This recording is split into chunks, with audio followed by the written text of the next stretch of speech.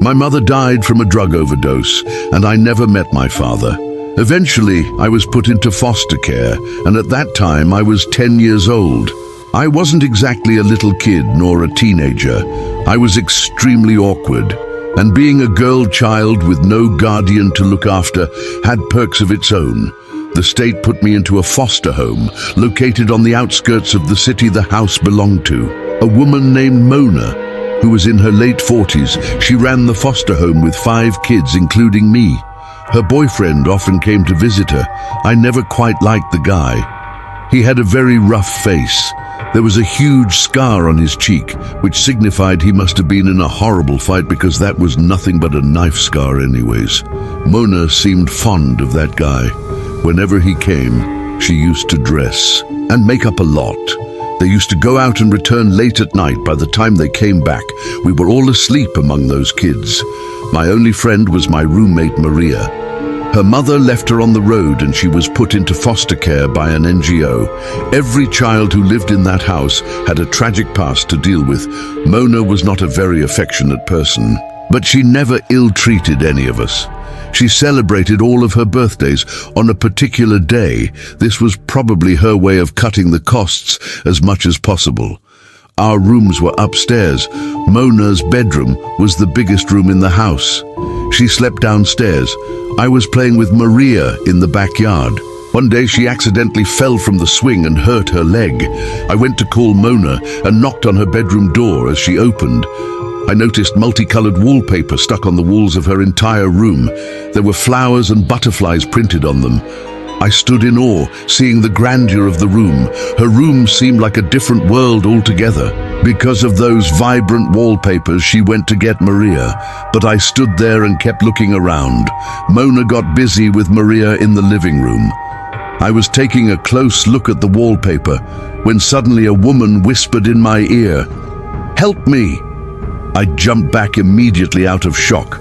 I looked around, but I was the only one standing in that room at the moment. I didn't understand. Was it all my imagination, or did I really hear a woman's voice? "Hello, is there anybody here?"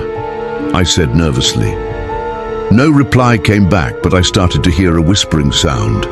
I concentrated on the sound and figured out it was coming from the bedroom wall right in front of me. I got closer and placed my ear on the wall. "What are you doing?" I turned around and saw Mona standing there and looking at me with a surprised face. "Nothing, I was just watching the wallpaper." "You have a beautiful room." "Mona," I said. "Well, thank you, sweetheart. Come on, let's go. It's time for lunch." She replied without wasting a single second more. I left the room with a very awkward face. I knew she saw me leaning on the wall and listening like a crazy person. A few months passed. 2 kids got adopted, and it was only the 3 of us left in that house. Maria, a boy named Tony, and myself. Tony was younger than us. Hence, he always listened to us. One day, Mona was working in the kitchen when suddenly a leak took place under the kitchen sink. She called Marco for help. Marco came and started to check out the leak on the pipeline. I was sitting at the kitchen table and watching him work. "I think there's a screw that needs to be tightened." "Shoot, I don't have a wrench," Marco said. "I think there's one in the basement," Mona replied. None of the kids liked to go to the basement as it was dark and dingy, but Mona was busy and Marco was working as well, so I volunteered. I switched on the basement light and slowly went down the stairs.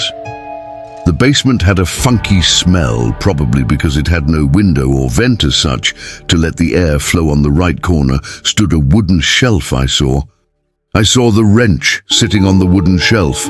I walked to pick it up, just when I noticed a big trunk in the left corner. I thought that there might be toys or something exciting in there, but as I got closer to the trunk, I noticed it was sealed with a metal lock. There was nothing but junk in it. My eyes followed the voice, and I saw Marco coming down the stairs of the basement. "Then why is it locked?" I asked curiously.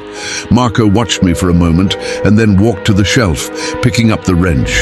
"Come on, let's go. We got what we were looking for," he said. I came out of the basement and he locked the door behind me. I'm not sure, but since that day I started to realize that there was something wrong with this place. At night, I could hear voices running through the halls, but the more I tried to listen, the more they faded away. One night, I got up from my bed after hearing a quarrel downstairs. I tiptoed from my room and peeked from upstairs. I saw Mona and Marco having a serious argument, but they were speaking in a rough, low voice. "What are you saying? Are you out of your mind? Look, I'm telling you this kid will get us in trouble. Don't talk like an idiot. She's just a dumb kid. She'll never be able to guess the truth. She asked me what was in the trunk today. We have to get rid of it." "Oh, come on. Did you chicken out because of a kid?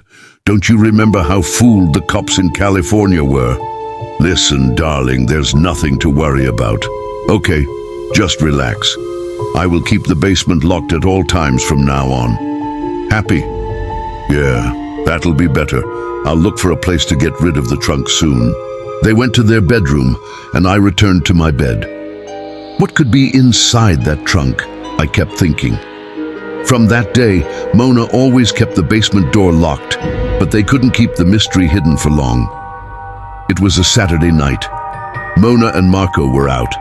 Tony, Maria, and I were watching TV in the living room. "Hey, let's play hide and seek," Maria suddenly said. Tony and I agreed and started the game. After a few turns of play, it was my turn to find everyone. "Ready or not, here I come." I rushed upstairs and started looking for Maria.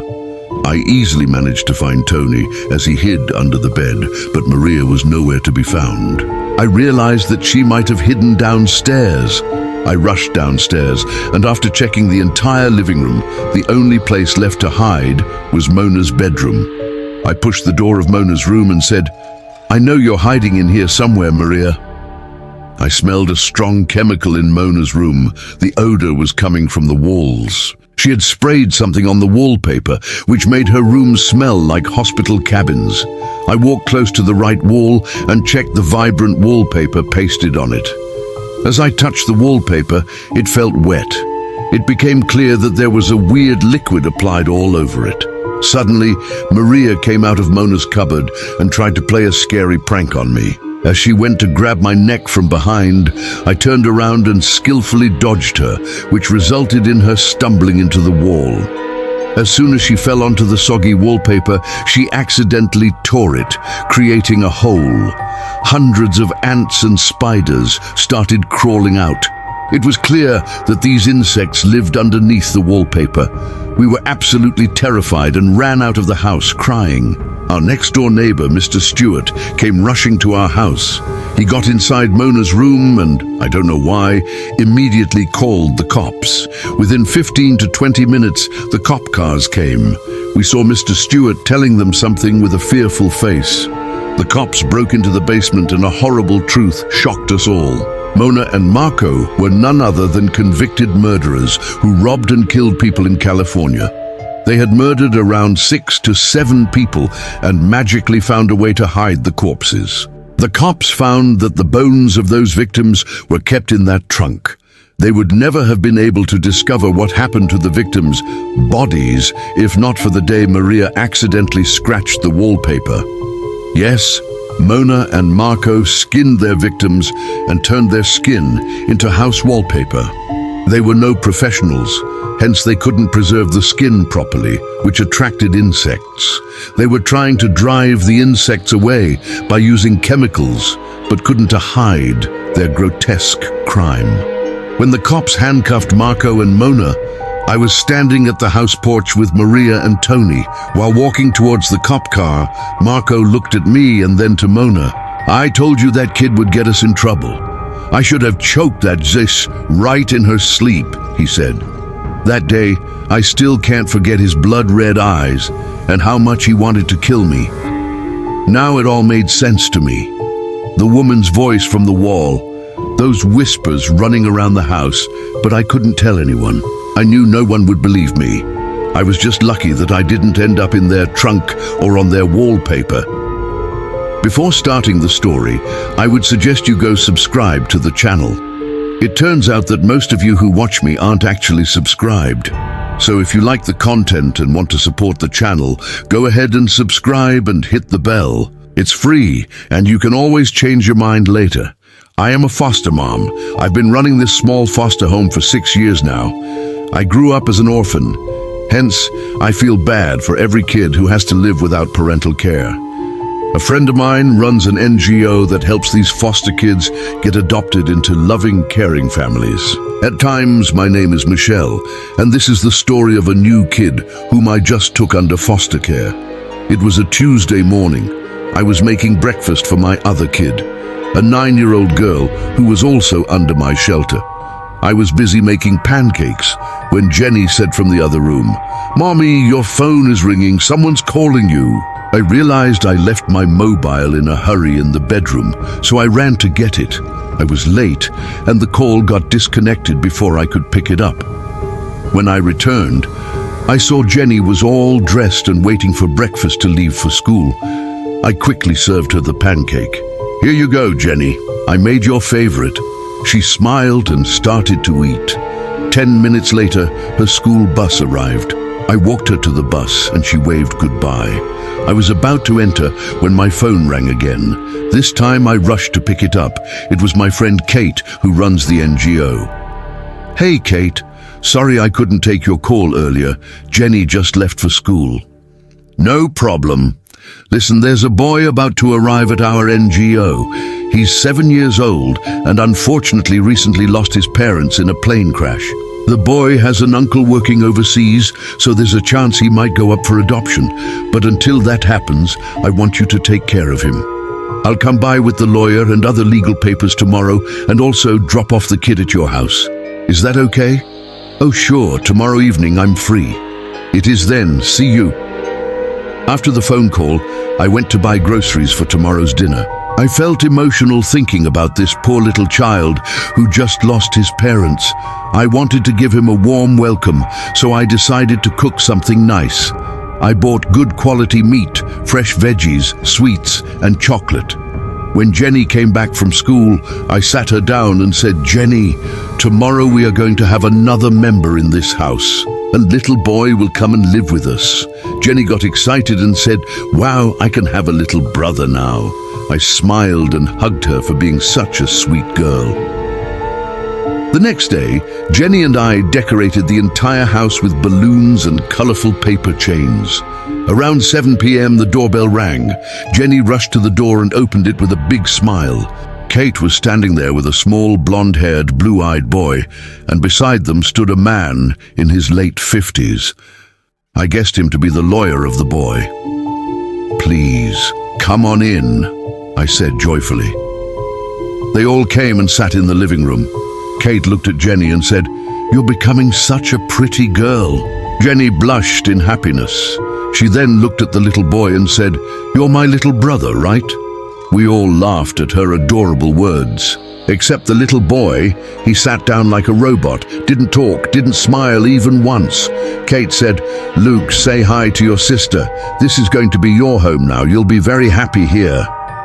Luke looked at me and said in a lifeless voice, "Who is she?"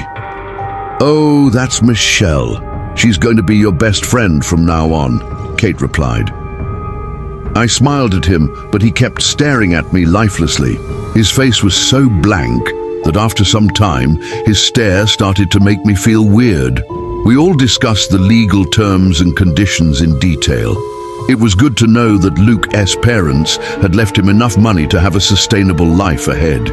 He could go to college and avail himself of opportunities without any disturbance. When Kate was leaving, she bid Luke goodbye. Luke didn't go to hug her. He just stood there for some time while Kate got into the car. Then he came back to the couch in the living room. I slowly went and sat beside him.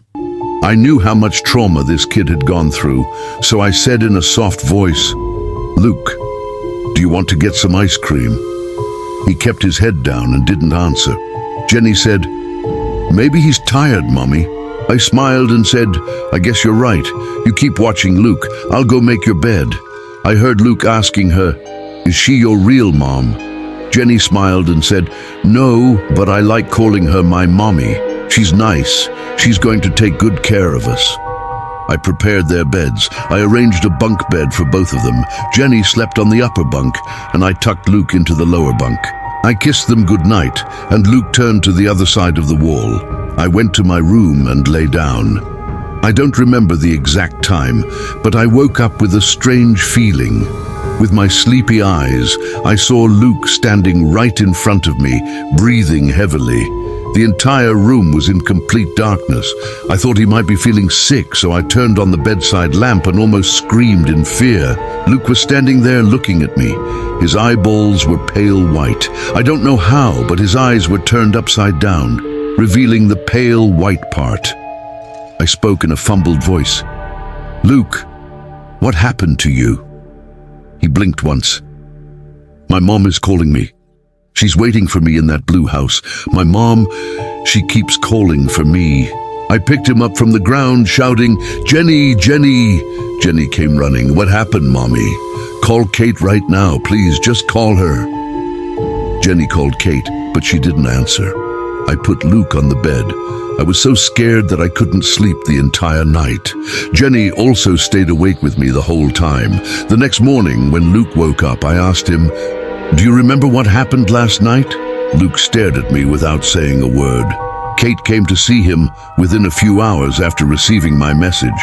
She sat him down and said, "Luke, sweetie, you have to understand that your mom and dad are in heaven now. They're watching you from there. Unfortunately, they can't come here." "She wasn't my real mom," Luke said. We were all shocked to hear this little boy say such a weird thing. Kate and I exchanged surprised looks. "Sweetie, what are you saying?" Kate asked. "She was my mom. She loved me. My mom is in that blue house. She's waiting for me there. Can you please take me there?" None of us understood what was going on with this child. Out of curiosity, I asked, "Do you know where this blue house is?" Luke replied, "Yeah, I can take you there." What happened next was beyond our expectation. Kate and I thought the best way to help this child would be to follow his directions. Children can do strange things for strange reasons sometimes. So we all hopped into my car and I started the engine. Luke sat right beside me and said, "Take the first left, trust me guys." He gave me directions like an adult for at least half an hour, beyond our imagination.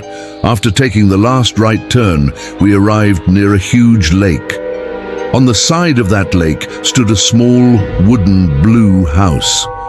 We got out of the car and walked towards the main door. Kate knocked twice. We heard slow footsteps inside. Within a few seconds, an old woman opened the door. She looked quite like my granny, with surprised eyes. She noticed all of us and said, "Who are you all? Did you make my favorite bread pudding, Mama?" The old woman immediately looked at Luke, started sobbing terribly, and hugged him to her chest. She kept crying for hours. Later we learned that the woman had a son who was in the army. Her son often came during holidays to visit her. One morning she got news from the army general that her son had died like a hero in the war 2 days earlier. His name was Sam. Sam had died on December 21st, the same day Luke was born. It might seem like a weird coincidence, but every time Sam came to visit his mom, the first thing he would say was, "Did you make my favorite bread pudding, Mama?" And then hugged the poor old woman. Luke roamed around the house, telling us very unnatural details that only a member of that house could know.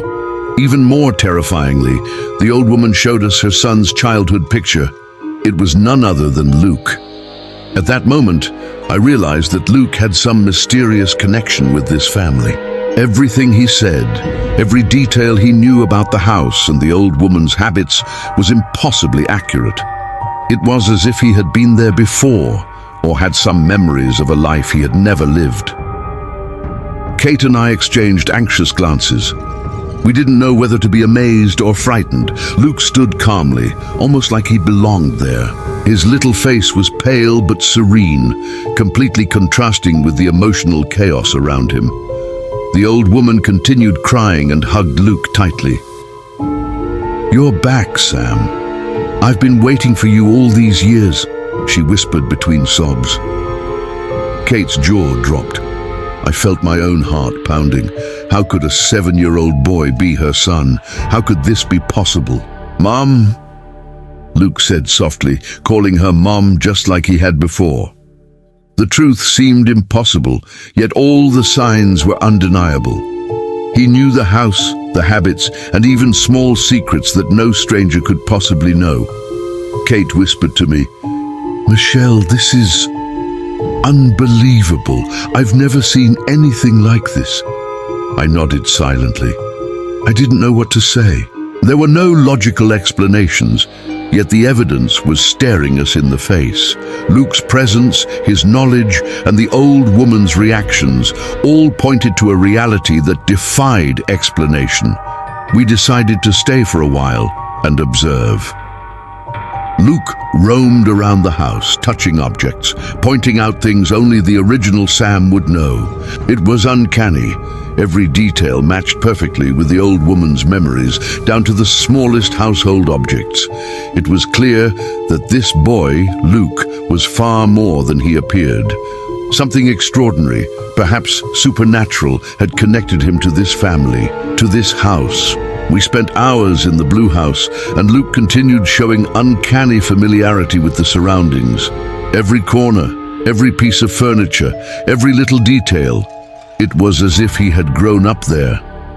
The old woman kept holding him, alternating between crying and smiling. She whispered things only her son Sam would have known, and Luke responded with perfect understanding, as though he had been waiting for this moment all along.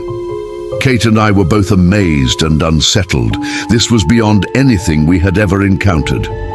Luke's calm demeanor and eerie knowledge left us speechless. It was like watching a child embody someone else's memories perfectly, blending the past and present. I had never experienced something so inexplicable. After some time, the old woman composed herself and invited us inside. The house was simple, yet cozy, with old wooden furniture and faded photographs decorating the walls. Every photograph seemed to tell a story, and Luke would point at each one with certainty, naming people, places, and events with perfect accuracy. "Mom, that's where I used to play," he said softly, pointing to a faded photograph of a small garden in the backyard. The old woman's eyes welled up again. She nodded, unable to speak, as if Luke's presence was healing a wound that had never fully closed. Kate finally broke the silence. "Luke, or Sam, we're trying to understand. How do you know all of this? You've never been here before." Luke tilted his head slightly. "I don't know. I just remember. I have to be here." It sent shivers down my spine.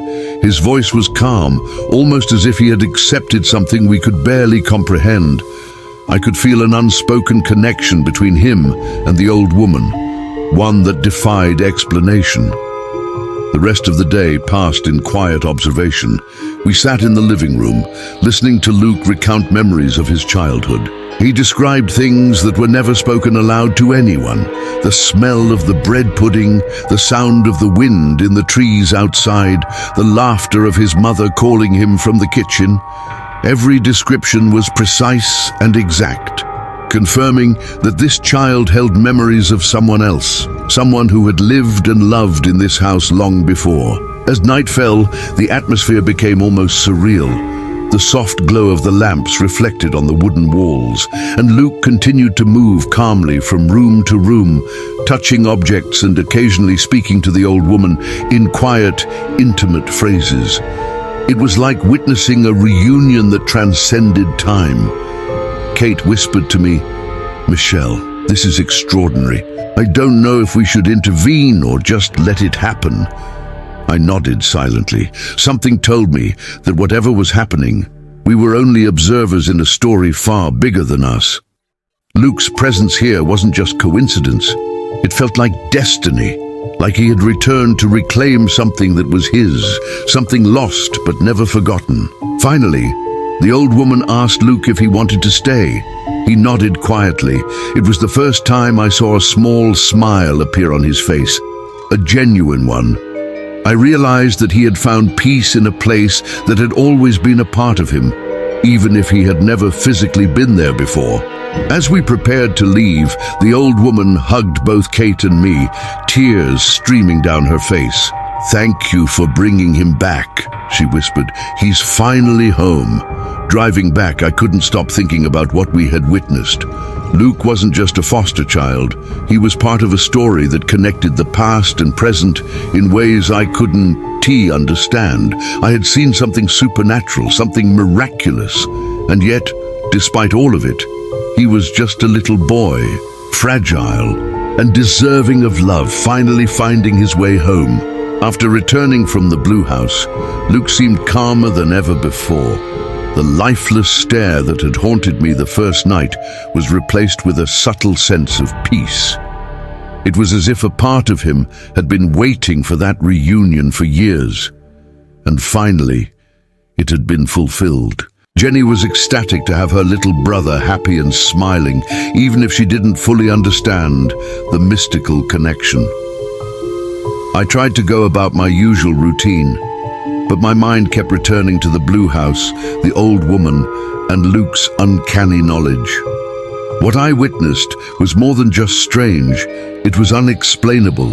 It was as if he carried another life inside him, memories that belonged to someone else, yet they had shaped him. Days passed, and Luke gradually adapted to life in our foster home. He started interacting more, although selectively.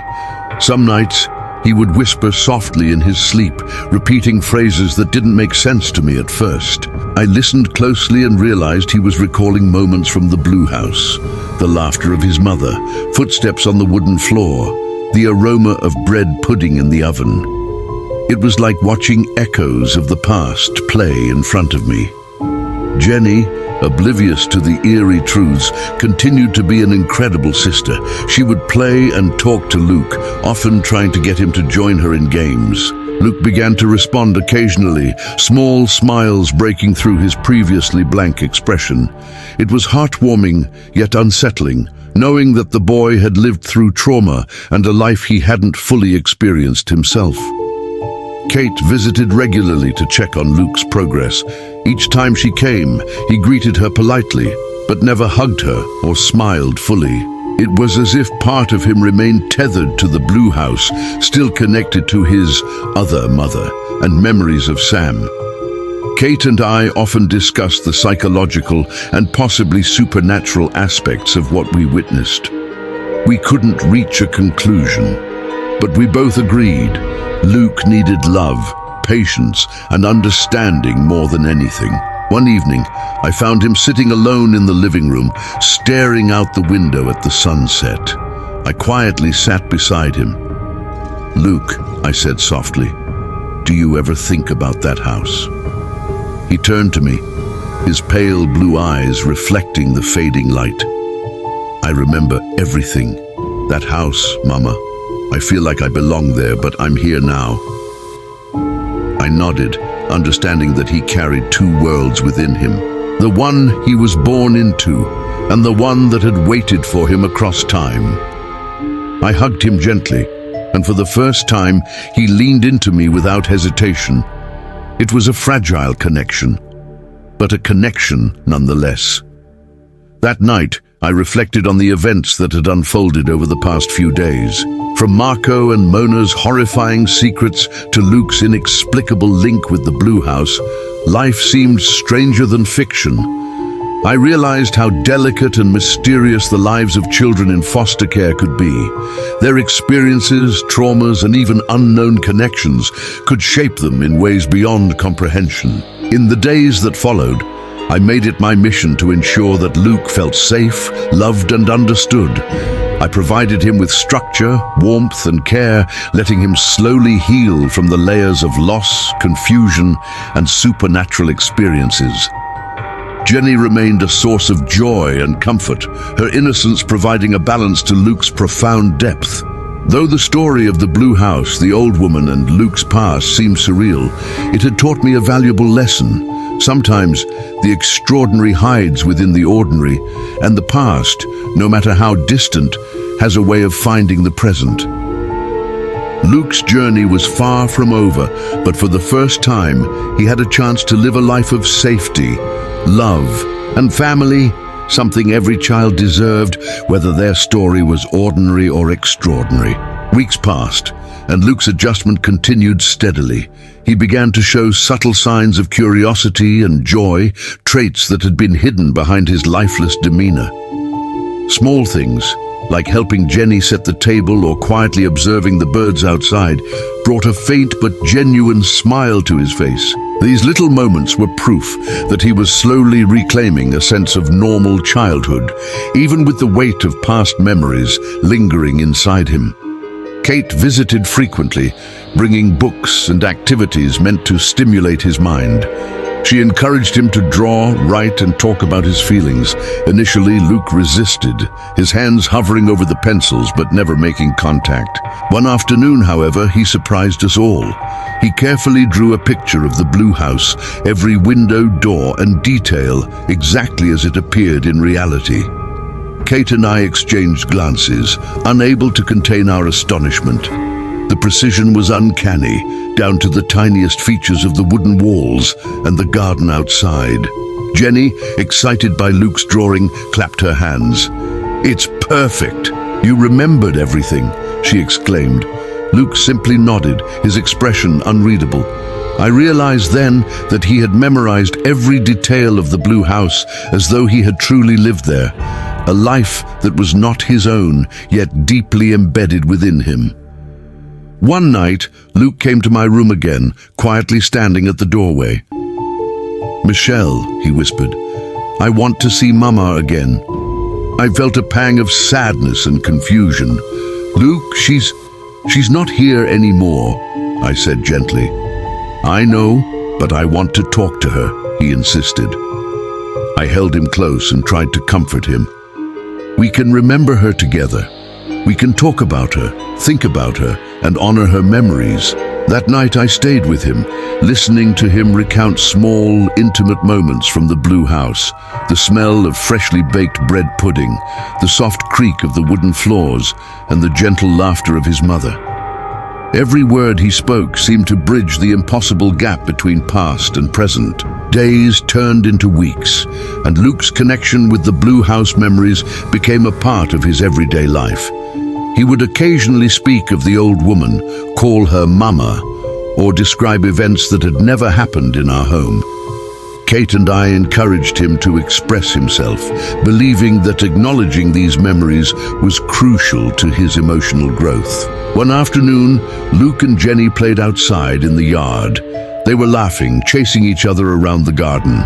I watched them quietly, feeling a sense of relief.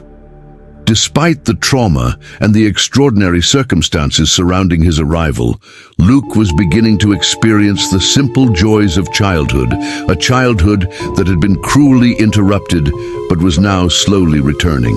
I realized that foster care was not just about providing shelter, it was about healing, nurturing, and understanding. Some children, like Luke, carry stories that go beyond the ordinary. They are haunted by experiences and connections that defy explanation. It requires patience, empathy, and love to help them find peace. As the sun set that evening, casting a golden glow over the garden, Luke sat beside me on the porch. He looked up and whispered, "Thank you, Michelle, for letting me be me." I hugged him, feeling the weight of his words. It was not just gratitude, it was acknowledgement, acceptance, and trust.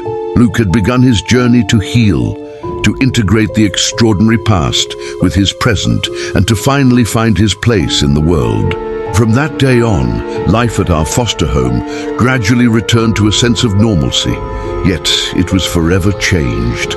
Luke had grown more expressive, sharing small bits of his unique memories with Jenny and me.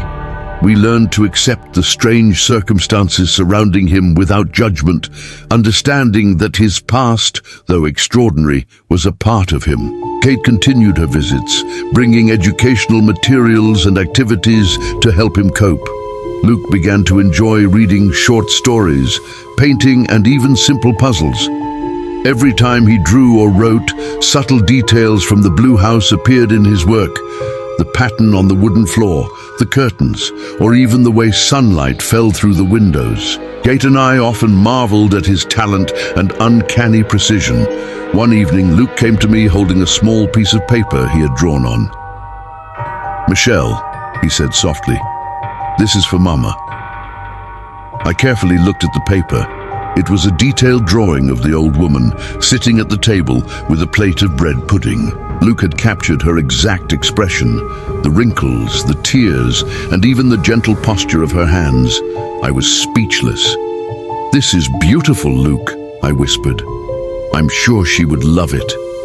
Jenny, sitting nearby, clapped excitedly. "Wow, Luke, you're amazing." He simply nodded, a faint smile on his face. That small moment revealed how much healing was taking place within him. The boy who had once been lifeless and withdrawn was now expressing emotions, memories, and gratitude. At night, Luke would sometimes wake up and whisper to me about the Blue House. "I dreamt about Mama again," he said one evening. "She told me everything's okay now." I would gently reassure him, "Yes, Luke, everything is okay. You're safe here with us, and you're loved." Even with these reassurances, I could tell that Luke's connection to his past life was not entirely severed. It wasn't a haunting, it was a tether, a bridge to something he needed to reconcile with. I realized that in caring for him, I was also learning how resilient and complex children can be. They carry stories, secrets, and experiences that demand understanding beyond what is visible. One weekend, Kate suggested that we take Luke and Jenny to the lake near the Blue House. She believed that visiting the place connected to Luke's memories might help him integrate his experiences more fully. I agreed cautiously, unsure how he would react. As we approached the lake, Luke's eyes brightened. He recognized the surroundings immediately, pointing to the same wooden blue house and the familiar shoreline. His movements were precise, almost instinctive, like someone returning home after a long absence. The old woman, who had become more like family, greeted us warmly. She embraced Luke tightly, and for the first time he hugged her back without hesitation. The reunion was quiet but profoundly emotional, a moment that bridged past and present in a way words could not express. Kate and I watched silently, aware that this was a turning point in Luke's journey. The boy had faced trauma, loss, and the unexplainable, yet he had found a place where he belonged. He was healing slowly but steadily, and the extraordinary bond between him and the old woman had become a source of comfort, stability, and identity.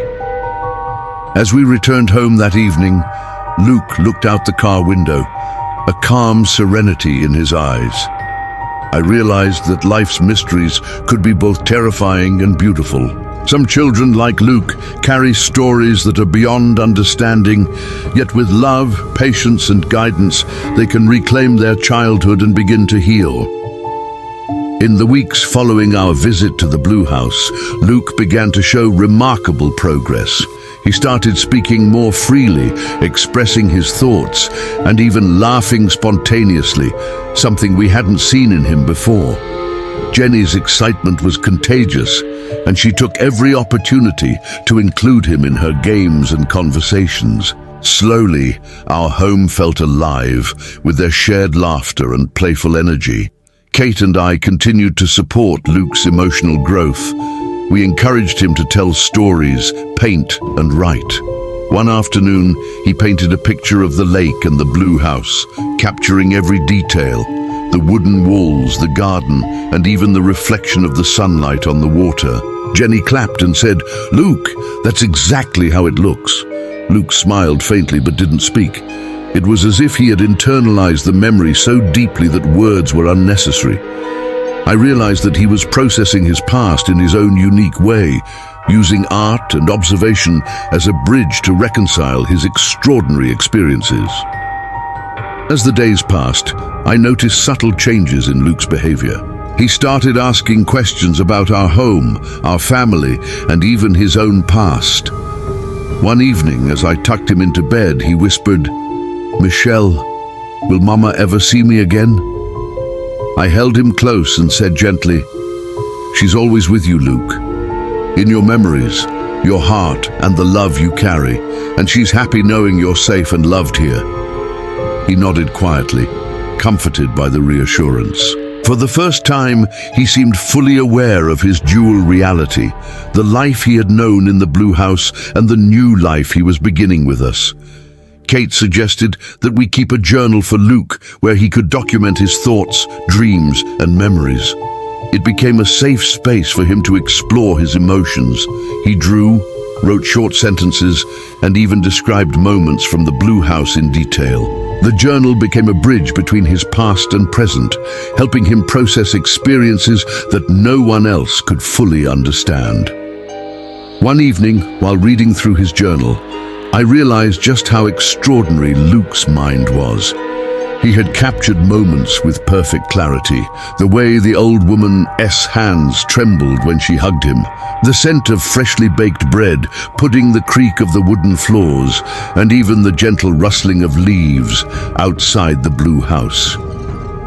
Each memory was meticulously detailed, yet expressed with the innocence of a child. Luke's ability to recall and describe these moments was nothing short of miraculous. I couldn't explain how a 7-year-old could have such vivid memories of a life he had never physically lived. Yet observing him, I knew that he was real, alive, and healing in ways that were both extraordinary and profoundly human. Jenny, meanwhile, continued to provide a source of comfort and normalcy. Her innocence, playfulness, and unwavering love for Luke helped him integrate his past with his present. Together, they created a bond that was unbreakable, a sibling connection that provided stability, safety, and affection. Evenings became our favorite time of the day. We would sit together, sharing stories, reading, and occasionally talking about the Blue House. Luke never forced details out. He shared them when he felt ready. His trust in us grew, and in turn our understanding and patience deepened. As I watched Luke one night, staring quietly at the moonlit sky from his window, I felt a deep sense of gratitude. The journey had been strange, terrifying at times, and beyond comprehension, but it had also been a journey of healing, discovery, and love. Luke was finding himself piece by piece, and in doing so, teaching me and Kate the true meaning of resilience and compassion. Life continued to settle into a rhythm at our foster home, yet Luke's past remained a delicate undercurrent. He had begun to sleep more soundly, eat regularly, and show interest in schoolwork. His interactions with Jenny were playful and affectionate, the laughter of 2 children finally filling the house with warmth. One morning, Luke came to me while I was preparing breakfast. "Michelle," he said quietly, "I want to tell Mama about my day." I smiled softly, understanding his request. "Luke, you can tell her anything you want in your journal. She's always listening through your memories." He nodded seriously, taking a small notebook from his backpack. He began to write, pausing occasionally to draw little illustrations of the Blue House, the old woman, and even moments from his earlier life with her. His drawings were precise, yet carried the softness of a child's touch, blending the past and present seamlessly. Jenny watched curiously and leaned over to see his work. "Wow, Luke, that's amazing. You're really good at drawing." Luke gave a faint smile but didn't speak. It was clear that expressing himself through art and writing had become a form of therapy. It allowed him to process memories that were too complex and intense to describe aloud. Kate visited again that afternoon and was astounded by Luke's progress. "Michelle, look at him. He's thriving. He's finding his voice, his way to process everything." I nodded, proud yet humbled. "He's extraordinary, Kate. I just hope we can continue to help him feel safe and loved while he works through his past." Evenings were now moments of quiet reflection. Luke and Jenny would sit on the porch, talking softly or simply watching the sunset. Sometimes Luke would close his eyes and whisper memories from the Blue House, his voice calm and almost reverent. I would sit nearby, listening, knowing that these moments were part of his healing. Over time, Luke began asking questions about his parents, about their lives, and about the world he had been thrust into. We answered gently, providing facts, love, and reassurance. We encouraged him to feel his emotions fully: grief, confusion, curiosity, and even joy. One night, Luke came to me and whispered, "Michelle, I think Mama is happy now. She knows I'm safe." I hugged him tightly. "Yes, Luke, she is happy, and so am I. You're safe, loved, and part of a family now." Jenny joined us, wrapping her small arms around both of us. It was a moment of unity, healing, and hope. I realized that while Luke's journey had been filled with supernatural and inexplicable elements, the essence of it remained deeply human: the need for love, understanding, and belonging. As days turned into months, Luke continued to thrive. He laughed, learned, and built friendships. His connection to the Blue House, the old woman, and the memories of Sam remained, but it no longer dominated his life. Instead, it became a treasured part of his story, integrated with the life he was building with Jenny, Kate, and me. I often reflected on the extraordinary journey that had brought him to our home, from the loss of his parents to the mystical connection with the Blue House. It had been a story of trauma, mystery, and ultimately resilience. And in that story, Luke had found his place, his identity, and his peace. Looking at him now, smiling, playful, and curious about the world, I knew that every step, the fear, the confusion, the unexplainable events had led him to this moment. He was finally free to be a child, to heal, and to embrace life fully. As weeks turned into months, Luke became more confident and expressive. His curiosity about the world grew steadily, though he often paused, reflecting quietly as if recalling memories from both his past lives, the one with Sam in the Blue House and his present one with Jenny and me. It was uncanny how seamlessly he could transition between them, sometimes sharing details about the Blue House that no one else could possibly know. One afternoon, while Luke and Jenny were playing in the backyard, Luke paused mid-step. He stared at the distant tree line and whispered, "That's where Mama used to sit. She'd watch the sunset from there." Jenny tilted her head, puzzled. "Mama? You mean your mom?" Luke shook his head slightly.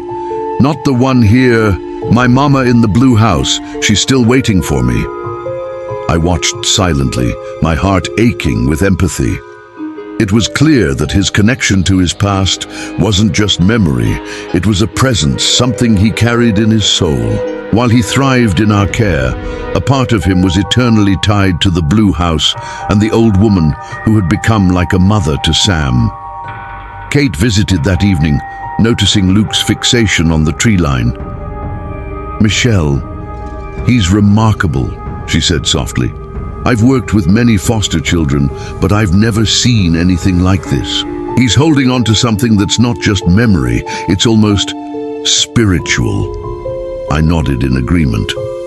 "It's extraordinary, but we can't ignore that he's also finding peace here with Jenny and us. We need to balance his past with his present." Luke continued to explore his surroundings, sometimes speaking to Jenny about events from the Blue House as if she had been there herself. "The wind moves differently here," he said one afternoon. "It doesn't smell like Mama's garden, but it's still nice." Jenny laughed. "Well, I think it's pretty nice too." Their bond grew stronger every day, an unspoken reassurance that Luke wasn't alone in the world. Kate and I provided structure, stability, and guidance, but it was this sibling connection that seemed to anchor him most. One night, as I tucked Luke into bed, he asked softly, "Michelle, will I ever see Mama again?" I stroked his hair and whispered gently, "She's always with you, Luke. In your heart, your memories, and the love you carry. But right now, you have a life here. And people who love you, that's important too." He nodded slowly, finally closing his eyes. There was a calmness in his breathing that hadn't been there before. I realized that he was learning to integrate the past with the present, accepting both worlds while moving forward. Over the next few weeks, Luke's progress continued. He laughed more, shared stories, and even started attending school regularly. Jenny remained his steadfast companion, offering love, support, and the kind of playful joy only a sibling could provide. One evening, as we all sat together watching the sunset from the porch, Luke whispered to me, "Michelle, thank you for letting me be me, for letting me have both my worlds." I hugged him tightly, tears in my eyes. "You're welcome, Luke. You've been so brave and I'm proud of you." Kate, observing quietly, whispered, "He's extraordinary. I've never seen a child so connected to both his past and present. It's like he's bridging two lives, two realities, and doing it with grace."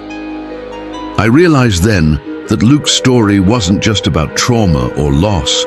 It was about resilience, love, and the mysterious ways in which life can intertwine past and present.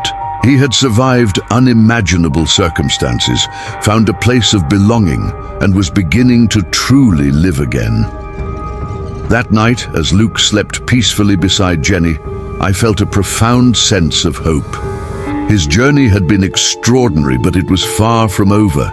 There were still challenges, still memories to reconcile, but for the first time, I felt certain that Luke had found a family, a home, and most importantly, a future filled with love, safety, and the possibility of happiness. In the following months, Luke's transformation continued. The boy who had once been silent, distant, and haunted by memories from another life was now engaging with the world around him. He started making friends at school, participating in activities, and even sharing small jokes with Jenny. His laughter, once rare, became a constant presence in our home, filling it with warmth and vitality. Kate visited weekly to monitor his progress and offer guidance. She noticed that Luke's connection to the Blue House and his other mother had not weakened, but had been integrated into his identity in a healthy way. He no longer spoke of her with sorrow or longing, but with reverence and understanding. It was as if he had accepted that while she remained part of him, his life here with Jenny, Kate, and me was equally important. One evening, Luke approached me while I was organizing the living room. "Michelle," he said softly, "can we visit the lake again? I want to show Jenny where Mama used to sit." I smiled, realizing how much he wanted to share his past safely with Jenny. "Of course, Luke, we can go this weekend." Jenny jumped up with excitement. "Yes, let's go. I want to see it too." When we arrived at the lake, Luke guided Jenny along the shoreline, pointing out spots where the old woman had sat, where the sunlight hit the Blue House just right, and even where Sam would run across the yard. Jenny listened intently, her wide eyes taking in every detail, captivated by the story Luke was telling. The old woman greeted us warmly, embracing Luke for what seemed like an eternity. "My dear boy," she whispered, tears streaming down her face. "I've missed you so much." Luke hugged her back, his movements gentle yet firm. It was a reunion filled with quiet emotion, bridging the gap between past and present. Jenny observed silently, her admiration for her brother growing with each passing moment. As we returned home, Luke remained thoughtful. "Michelle," he said quietly, "I feel like I can remember everything now, but I'm not scared anymore. I know where I belong." I held his hand. "That's wonderful, Luke. You belong here with us and in your memories. Both are part of you, and both make you who you are." Life continued with this balance of past and present. Luke's connection to the Blue House became a source of comfort rather than fear. He often drew, wrote, or quietly reflected on memories, always sharing them when he felt safe and ready. Jenny remained his anchor in the present, her joy and innocence providing stability and happiness. Kate and I continued to support him, ensuring he had opportunities to explore, learn, and heal. We encouraged him to express his feelings, celebrate his memories, and embrace his identity. Over time, Luke began to show signs of true confidence, his eyes bright, his posture assured, and his smile genuine. One evening, as I tucked Luke into bed, he whispered, "Michelle, I think I understand now. My life isn't just one story. It's many stories, all together, and I'm happy." I hugged him, tears in my eyes. "Yes, Luke, and you get to write the rest of it every single day." For the first time, I felt the full weight of relief and hope. Luke's journey had been extraordinary, filled with mystery, trauma, and remarkable events, yet he had emerged stronger, wiser, and ready to embrace life fully. As I watched him drift into sleep beside Jenny, I realized that while the past may always be a part of us, love, patience, and understanding can heal even the most extraordinary and complex wounds. Luke's story was far from ordinary, but it was a story of survival, resilience, and the enduring power of family and care. Weeks continued to pass, and Luke became increasingly comfortable in his new life. He laughed more freely, explored the world around him, and began forming friendships outside the home. School became a place of curiosity and growth for him, rather than fear or indifference. Jenny's constant companionship helped him navigate these new experiences, and the bond between the two siblings grew stronger every day. Luke's fascination with the blue house remained, but it had shifted from obsession to reflection. He would speak of it calmly, describing the old woman, Sam, and the little details he remembered, not as haunting memories, but as parts of his story that shaped him. It was remarkable how he could separate the fear and trauma from the love and safety he experienced there. One evening, as I was tucking him into bed, Luke spoke softly. "Michelle, I think I know why Mama's house felt so safe, even when I was scared." I paused, curious. "Why, Luke?" "Because she loved Sam, and I was part of her love too. Even if it wasn't my mama, it felt like home." I held his hand gently. "That's very wise, Luke. Love can make any place feel like home, even if it's not exactly where we belong." Kate visited that week and noticed how much Luke had matured. She commented on his calm demeanor, his ability to express his emotions, and the confidence he now showed in social settings. "Michelle, he's thriving. He's not just surviving anymore. He's learning to live fully." During our visits to the lake, Luke would point out spots that had significance to him. The old woman's favorite tree, the sunlight falling on the blue house just right, the flowers she had planted. Jenny would follow along, her excitement and interest validating Luke's memories. Each visit seemed to strengthen his connection to both worlds, helping him integrate his past and present. One afternoon, Luke came to me quietly while I was preparing snacks. "Michelle, I want to write a story about the blue house and Mama. I want to make a book so people can know about her." I smiled, overwhelmed by his thoughtfulness. "That's a wonderful idea, Luke. You can write it, draw it, and even tell the story in your own way. I'll help you if you need it." Over the next few days, Luke dedicated himself to his project. He drew illustrations, wrote sentences with care, and recounted every detail he remembered. Jenny helped him, adding her own colorful touches. Together, they created a story that was both magical and heartfelt, capturing the essence of the blue house, the old woman, and Luke's unique journey. It was a labor of love, patience, and creativity. Each page reflected Luke's growth, his courage, and his ability to transform memories, both joyful and traumatic, into something beautiful.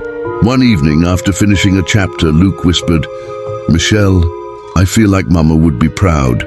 She'd know I'm happy now." I hugged him tightly, my heart full. "I'm sure she is, Luke, and so am I."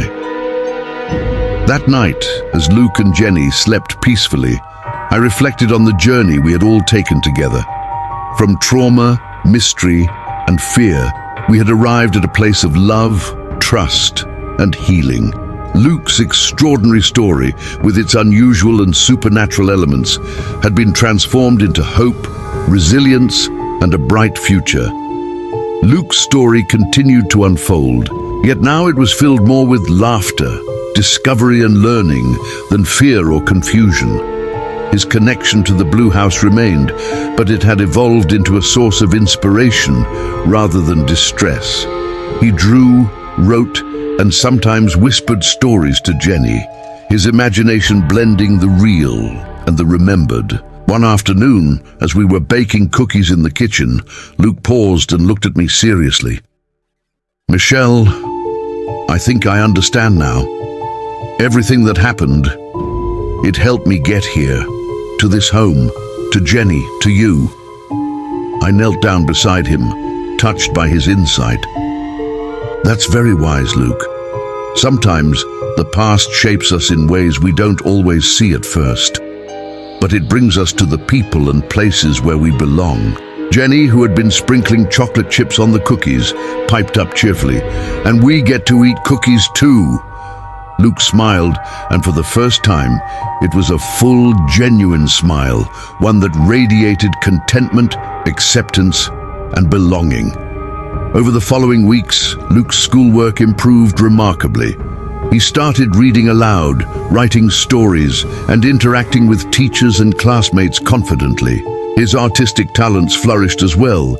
He began creating detailed drawings of landscapes, houses, and family scenes, often inspired by memories from the Blue House, but always infused with his own creativity. Kate continued her visits, amazed at the progress he had made. "Michelle," she said one day, "Luke has grown so much. He's no longer just surviving, he's thriving. He's learning to integrate his past, his memories, and his current life into something beautiful." One quiet evening, Luke came to me holding a small stack of papers. "Michelle, I finished my story about the Blue House. Can we read it together?" I smiled warmly and took the papers. Together we read through his narrative, page by page, marveling at his ability to capture emotion, detail, and memory. Jenny joined in, offering encouragement and laughter when Luke included funny moments or playful memories. Afterward, Luke hugged me tightly. "Thank you, Michelle, for helping me, for letting me be me." I felt a wave of gratitude and pride. "You're welcome, Luke. You've done all the hard work yourself. I'm just here to support you." Evenings in the house became filled with small, meaningful rituals. Story time, artwork, and quiet reflections helped Luke process his experiences while enjoying the stability of family life. Jenny remained a source of joy and companionship, and together they shared laughter, mischief, and love. Luke also began to show concern for others, a remarkable empathy for a child his age. He noticed when someone was sad, offered comfort, and even suggested ways to make others happy. Kate and I realized that his extraordinary past experiences had not only shaped him, but also developed a profound emotional intelligence. One night, as I tucked Luke and Jenny into bed, Luke whispered softly, "Michelle, I feel like everything is okay now. I feel like I belong." I hugged him tightly. "Yes, Luke, you belong here with us and in your memories. Both are part of you, and both are important." As I watched them drift off to sleep, I reflected on the journey we had all shared. From trauma and loss to mystery and wonder, Luke's life had been extraordinary. Yet through love, patience, and understanding, he had begun to heal, to thrive, and to embrace the future with hope and joy.